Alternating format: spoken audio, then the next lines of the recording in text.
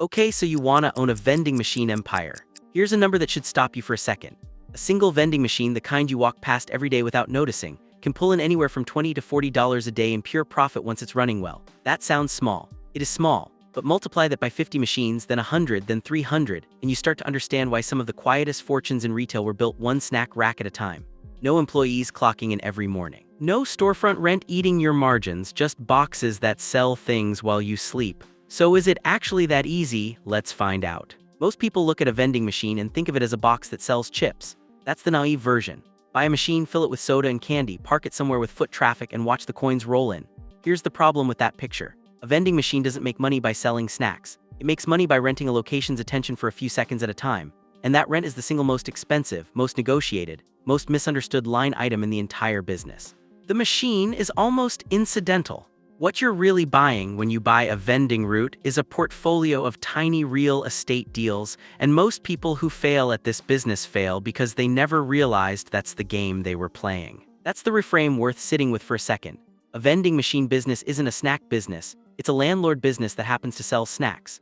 Every machine you place is a lease negotiation in miniature, and the terms of that lease, usually a flat monthly fee or a cut of revenue you hand over to whoever owns the building, determine almost everything else that follows. Keep that thought in your back pocket because it comes back later, when the numbers stop adding up the way you'd expect. Picture the day-to-day for a moment. You're not standing behind a counter. You're driving a route, usually in a used cargo van, hitting a rotation of locations, maybe 15 or 20 stops in a single loop, refilling machines, checking cash boxes, wiping down glass, and occasionally fixing a jammed coil that's eaten someone's dollar and their patience along with it. A solo operator with 25 machines might spend 3 or 4 days a week on the road and the rest of the time sourcing product, chasing new locations, or doing the books. It's less install and forget than people imagine, and more like running a very small, very distributed grocery chain where every store is the size of a refrigerator. So what does it actually cost to get in? A single new combo machine, the kind that does snacks on one side and drinks on the other, runs somewhere between $3,000 and $5,000. Used refurbished machines can be had for closer to $1,200 to $2,000, and a lot of operators start there, buying second-hand equipment from operators who are retiring or scaling down. Add a cargo van, which you'll need almost immediately once you're running more than a handful of machines, and you're looking at another $8,000 to $15,000 if you're buying used. Then there's initial inventory, insurance, and in most cities, a vendor's permit or health department registration if you're selling anything perishable. Put it all together and a modest 10-machine startup, the kind one person can realistically run part-time, lands somewhere between $25,000 and $40,000 all in. That's not nothing, but compared to a restaurant lease or a franchise fee, it's a side door into ownership that a lot of people can actually walk through. There's also a decision buried in that first purchase that a lot of new operators don't think hard enough about, and it's whether to buy machines that only take cash or ones built for cashless payment. A modern machine with a card reader and telemetry, meaning a small sensor that reports sales and stock levels back to your phone, costs noticeably more upfront. Sometimes an extra $500 to $1,000 per unit. But cash-only machines quietly bleed money in ways that don't show up until you've been running for a few months.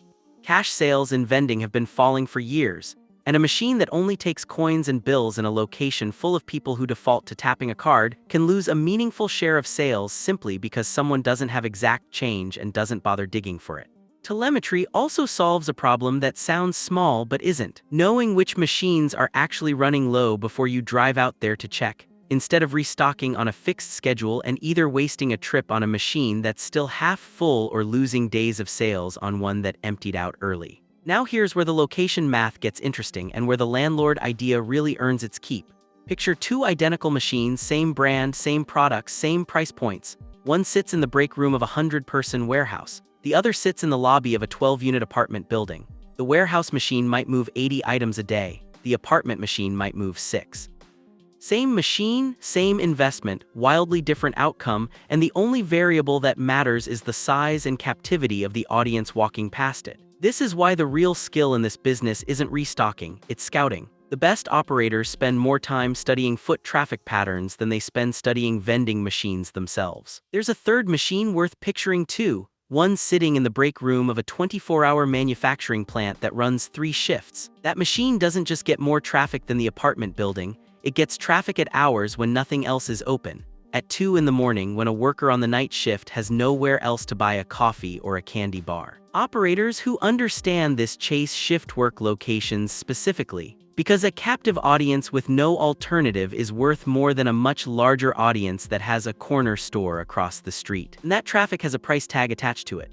High traffic locations, think hospitals, large offices, factories, know exactly what their foot traffic is worth, and they'll often demand a commission of 10 to 25% of gross sales just for the privilege of parking your machine in their hallway. Some locations skip commission and instead charge a flat placement fee, anywhere from $50 to a few $100s a month, regardless of how much you sell. Either way, that's revenue leaving your pocket before you've covered a single one of your own costs. And it's the part first-time buyers almost always underestimate when they're staring at gross sales numbers instead of net ones. Which brings us to the actual revenue itself. A well-placed snack and drink combo machine in a decent location might do somewhere between $800 and $2,000 a month in gross sales. Sounds solid. But strip out the cost of goods, typically 30 to 40%, since you're buying wholesale snacks and drinks at a markup that isn't nearly as generous as people assume. And then strip out that location commission, and your gross margin on a machine doing $1,500 a month might shrink down to $500 or $600 before you've paid for gas, maintenance, cash handling fees, or your own time. That's still real money, especially across a route of 30 or 40 machines. But it's a far cry from the picture of pure passive coin collection that gets sold in online courses promising you can build a vending empire for the price of a used car. Here's what most of those courses don't mention. The margins vary enormously depending on what you're selling. Cold drinks and healthy snacks, which command higher prices and higher perceived value, can carry gross margins north of 50%. Basic candy bars and chips, the stuff every gas station sells for $1 cheaper, often carry margins closer to 25% once you account for spoilage, theft, and the machines that just don't sell through fast enough before expiration dates hit. And theft is a real number here, not a rounding error. Industry estimates put vending shrinkage, meaning stolen or spoiled product, jamming losses, and outright vandalism, at somewhere between 2 and 5% of revenue every single month. On a machine clearing $600, that's real profit disappearing before you even notice. Labor is where this business quietly reveals its true shape. A solo operator with 25 to 30 machines can run the whole thing without hearing anyone, which is exactly why the margins look so attractive on paper. The moment you scale past that, say into the 60 or 80 machine range, you need a second driver, and that's when payroll starts eating into the same margins that made this look like a passive income dream. This is the part of the business model that breaks a lot of ambitious operators. The math that worked beautifully at 20 machines run by one exhausted but committed owner starts to wobble at 80 machines run by a small crew, because now you're paying real wages for restocking and route driving, and the commission structures with your best locations haven't gotten any friendlier just because you got bigger. A restocker earning a modest hourly wage to run a route 2 or 3 days a week doesn't sound like much on paper, but multiply that across a full year, and it's often the single largest new expense an operator adds after the machines themselves. And it arrives well before the extra machines have had time to prove they were worth adding in the first place. Regulation adds another layer most people don't see coming. Depending on where you're operating, vending machines selling food are often subject to the same health inspections as a restaurant kitchen, with rules about expiration dating, temperature control for refrigerated units, and even accessibility requirements under disability access laws for machine height and reach. None of this is expensive on its own, but it's the kind of hidden compliance cost that turns a buy a machine, place it, forget it fantasy into an actual small business with actual paperwork. Seasonality quietly reshapes the numbers too, in ways that don't show up until you've lived through a full year. Cold drink sales can double in summer months and fall off a cliff in winter, while hot beverage and comfort snack sales do the opposite, which means a route weighted too heavily toward one category can swing from feast to famine depending on the calendar. The operators who smooth this out rotate their product mix seasonally, the same way a small grocery store would, rather than treating the machine's inventory as fixed once it's set up.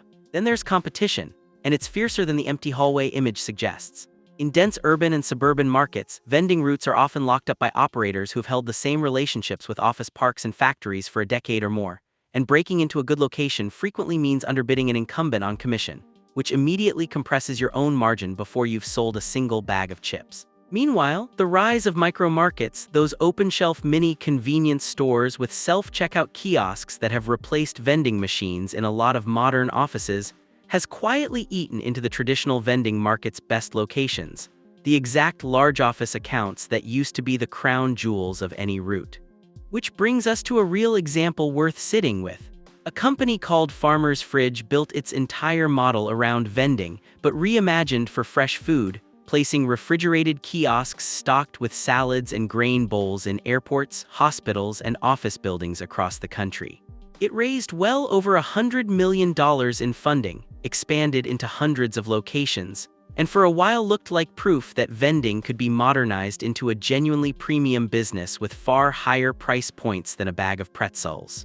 Then in 2023, it went through a round of layoffs and location cutbacks as the same brutal unit economics that haunt every vending operator, food spoilage, restocking costs, and the sheer logistical difficulty of servicing a distributed fleet of refrigerated machines, caught up with even a well-funded, venture-backed version of the model.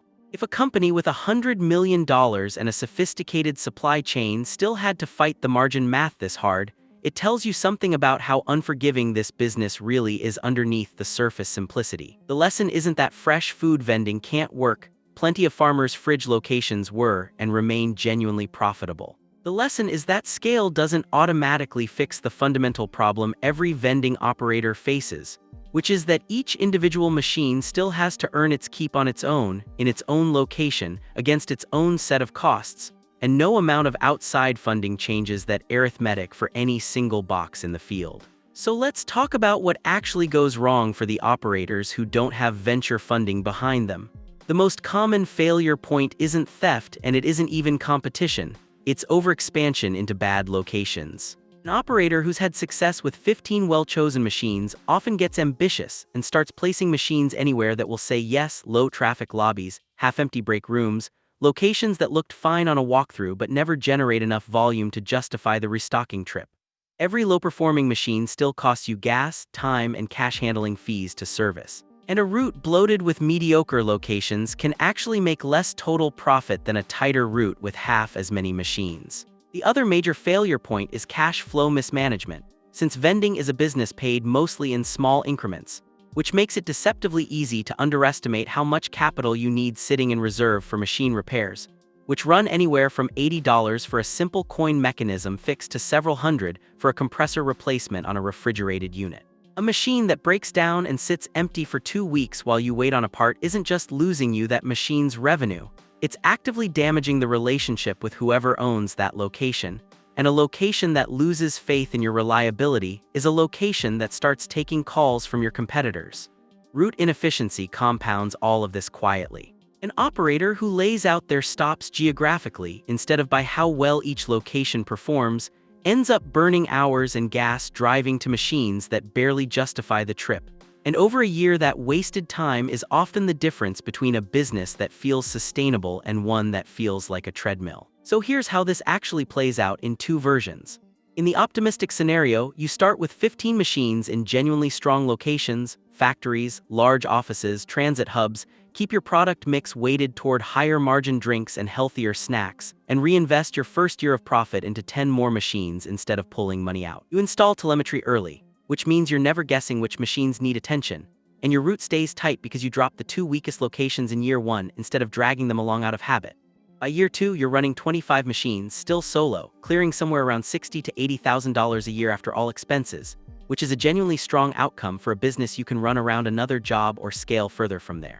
Maybe you bring on a part-time driver in year 3 and push toward 50 machines, at which point the business starts looking less like a side hustle and more like a real, if modest, small company.